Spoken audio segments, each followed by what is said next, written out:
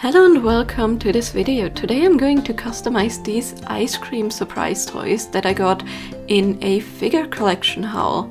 Now these were a surprise, I didn't know I would get them, and although like Leonie face that honestly I think is really cute, or like the puck and the small cat face, but I just really don't care for them much, so I decided to take matters into my own hand and customize them a bit.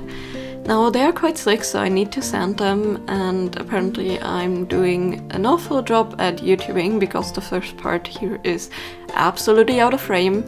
But what I'm doing is I'm mixing up 2-part epoxy sculpt, and I'm just covering everything but the face in a thin layer of this and giving it also like a rim, like kind of like an ice cream scoop has. And then I'm using a brush to texture them. And after I did that with all of them, I decided, you know, these are gonna be stacked anyways, and I don't want to have them separately, I want them as one figure. I was first thinking maybe I can make it a keychain, but then I decided differently. So I just decided, you know, just permanently to stick them on top of each other and then give them the finer texturing. And the reason why I'm using epoxy sculpt here is mainly because I don't want to bake them for too long, since these are plastic and I don't know how the plastic reacts, though I will add some pieces with polymer clay later. It is just that epoxy sculpt has a nice bit of stickiness and hardness, and again, it doesn't need the oven to cure. And after texturing everything, I am going to sculpt the faces. Now for this I'm going to use an sculpting polymer clay that is very cheap and cures at a lower heat than like Femur Sculpey, just to make sure that hopefully the plastic will not melt too much. So I'm starting off with animals that are actually not the ones that are on the ice cream cone, and I decided I want to try and make a hamster, so I started with like this oval shape, and then I'm just using my silicone shaper to try and get all the shapes right. And I kind of didn't get the nose quite how I wanted and quite right looking, but I still think it looks cute and derpy, so I just left it that way after trying for a while. This was actually like the 4th retry, and I'm positive that if I had tried it again a couple more times I would have gotten it right, but I found this actually looked quite cute again, so I put it in the oven, and as you can see it cured, but I noticed that the plastic on the cone was blowing up, so I took it out immediately after I noticed, and going forward I'm gonna use my heat gun, but with that one I have to be very careful to not like burn or blister the clay. For the second one I'm actually going with the animal that is present, and this is the cat. So I'm bulking out like a kind of chubby-esque cat face here, with some eyes, and also I'm gonna add some ears and other details to them later. I just first wanted to get the snouts in place before adding them, just to make sure that I don't like smush anything when I'm working on the next piece, or like break anything off that is a bit thinner and more sensitive. Also this clay is very soft, so I'm making sure to like cure every little face individually, because I just know that I would ruin it if I like, you know, touch it while holding it and trying to sculpt the next face. And I think for that the heat gun actually worked pretty well. So yeah, I chose a pretty high setting, but not too high that it's actually getting too hot.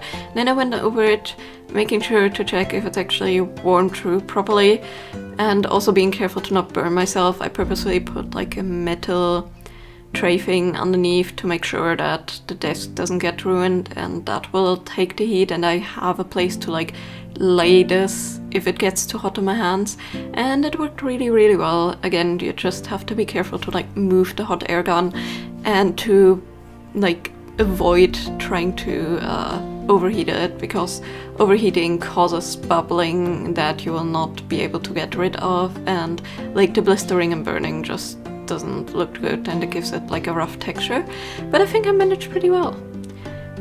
The third one I also had to retry several times, and this one I wanted to go with a bunny. You know, it's almost Easter, so by the time this is out, it is probably Easter. So I decided, you know, why not make a cute bunny?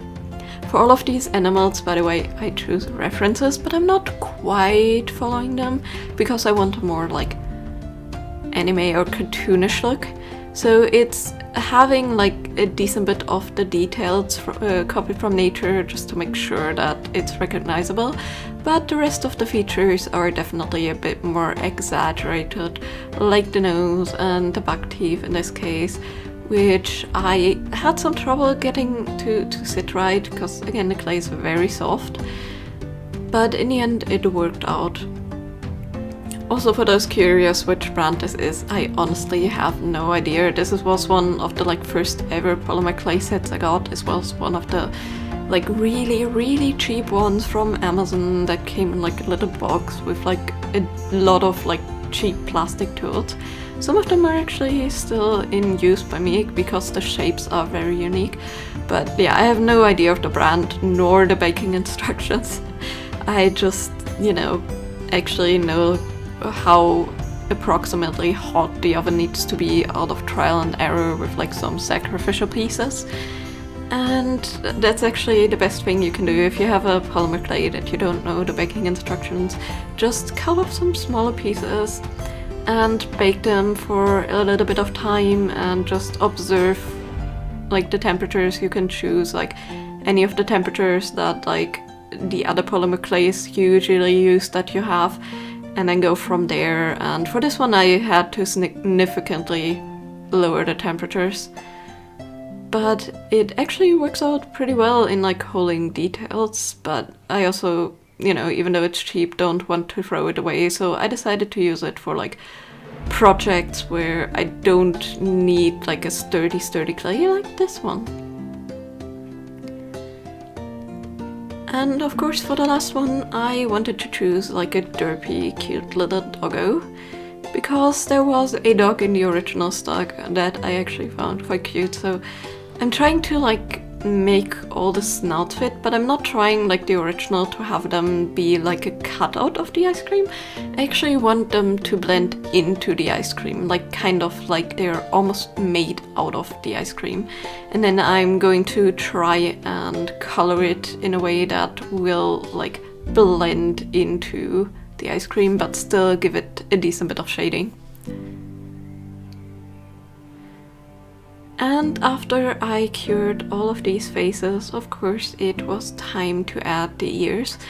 And for some of them it was quite simple, for some of them I spent a bit more time, like the ones for the hamster actually took me the longest I think, just in shape. And for the cat ones I also had to retry several times just to make them look how I envisioned them. Actually for the cat I decided to change my mind a little bit later, but most of these ears are like ball or like sphere shapes that I then use like several ball styluses and my little shaper tool here to get the right shape for. And afterwards again it's one last time using the heat gun. I'm not going to change the ice cream cone because I actually like how it's sculpted, and even though it's a bit like, a bit more blown up now that I put it in the oven, I still think it looks really cute. And like, an overloaded ice cream cone like the original, why not? Actually I think that it like got a bit larger due to the heat is more an advantage than a negative thing, because it makes it fit a bit more with the increased size of the ice cream scoops.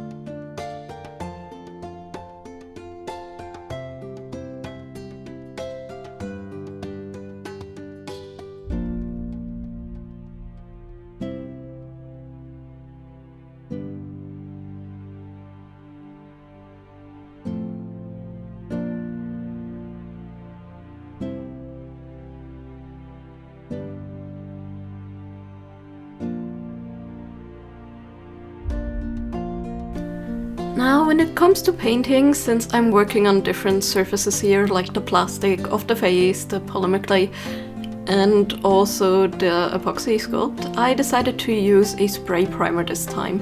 You can absolutely use like a gesso or something. This was just easier for me to like unify everything and to get all of the nooks and crannies. And then I started painting the ice cream scoops. For the dog, since it's more of a Labrador, I decided to go with like a lighter chocolate caramel mix. So I'm starting out with like a yellowish beige and adding some more like warm brown tones on top. All different shades, making sure to like blend them in. I'm also going to add some like spots that I'm going to blend out to mimic more of a caramel, but I also want the face to pop a little bit still, so I'm like trying to keep that a little bit lighter than the rest of the scoop. And I'm just trying to add like some bits of caramel swirl in.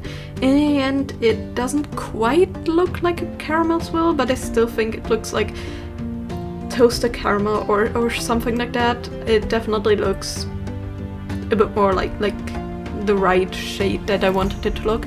So I actually left it that way and went on to the next color. For the bunny, I wanted to go with a vanilla, and actually real vanilla like colors ice cream pretty yellowy. So I decided, you know, that would be perfect for a bunny, just to highlight it. So I'm going in with like a more of a whitish cream tone. This is not quite full white, this is like a bone white, and it's going to be blended out by some shades of like several bits and pieces of yellow. Like I'm trying to shade the face a little bit more and the ears, make the details pop, and just overall like slowly going to darken the tone a little bit more to mimic more of a real vanilla. In the end, like when I'm done with it, it turned out a bit too yellow, but that's totally fine. I still think it gets like the point across. And also I'm using model paints here. So these are Vallejo model colors, and that means I can like immediately or almost immediately touch up anything I overpainted into the other color. Just going back with the previous color that I used for the scoop below, because it dries super quickly. Like model colors like these are very ideal for painting these kind of figures, I found. If you like don't like blending, first of all, they're a bit more like covering and opaque. Although I did need for some of the paint tones and for the white a second layer just because the gray was a bit too potent. But a decent bit of these just need 1, maybe 2 layers, while like normal acrylic paints, like heavy body acrylics for painting, they definitely need more, and they leave more brush strokes behind if they're more thicker heavy body. So, you know, these model colors are actually quite ideal for painting figures like this. Now for the cat, I decided to go with like a let's call it yogurt base, and then with some chocolate and caramel bits, like milk chocolate and caramel, to mimic like a spotted white cat, just because I really like this color combination and I thought it was quite cute. And actually one of my favorite ice cream flavors is stracciatella, which is basically just a like light ice cream base. I don't know if it's yogurt or vanilla, I'm not too sure right now, with chocolate bits. So this is basically a nod to that, just stacked on top there. Plus I think it like adds a nice bit of like variation to all the ice creams, since so far the 2 bottom ones are definitely decently more yellowish, and I think the white definitely adds a little bit of focus away from those 2. And for the top one, I decided to use like a raspberry color. I wasn't too happy with how the face looked of the hamster though, because all of the others have like a fitting for the animal color. With the pink, I definitely threw in a curveball, and I still think it looks absolutely adorable. But I really wanted to bring back the hamster face, so I'm using progressively lighter shades of brown, and I'm just mimicking like a waffle basically. And all of the faces that I added, I'm going to shade a little more with some various shades of like pinks and cream colors, just to highlight them a bit more, and it will also help once I added the black for the eyes and the noses to like refine them a little bit more and make them more of the focal points, because although they are definitely like one with the ice creams, I do want them to like be more of a focus that you can recognize them as faces.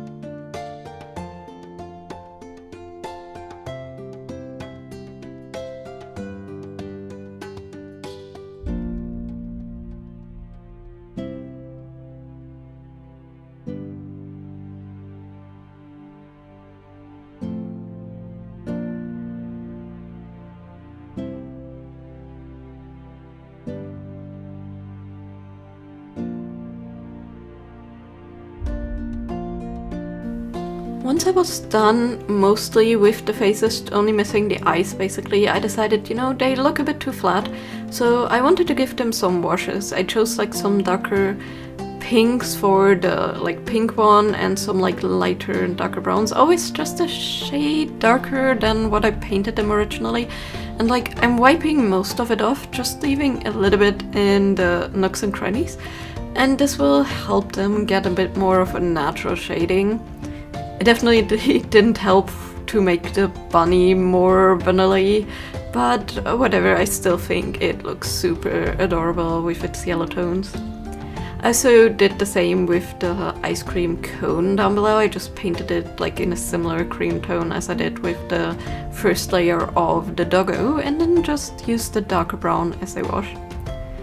As for the eyes, I'm going in with some brown underneath, then I'm using a ball stylus to add like a little bit of the iris bag with some black, and then I'm adding some shinies just to make them look way more alive, and I'm also like shading just a tiny little bit of their noses before giving them a matte varnish for the cone and a slightly thin glossy varnish for the rest of the ice cream scoops, just to make sure they actually look like they're melting ice cream or like, you know, fresh scoops. And after I'm done, I'm actually really happy with them. The only things that bother me a bit is again the nose, like, or the mouth shape of the hamster. It doesn't quite look like a hamster. And also with one thing is how I blended the bunny ears in. Originally they were supposed to be like a little bit overlapping there, but it doesn't really show. It just looks like they're kind of coming from below the cat ice cream, but they look like they sit a bit too high, so I would like maybe prefer to like blend in the edge a little bit more. But overall I think they're so adorable. Like, I love all their cute and derpy faces. My favorite color combination is definitely the chubby cat one, but I also love the dog with his little tongue hanging out and the eye sparkle. I definitely think I managed to upgrade them a decent bit more from what they looked like before. That being said, again, they were cute before too, they just weren't quite to my taste, but yeah, I guess that's where customizing comes into play.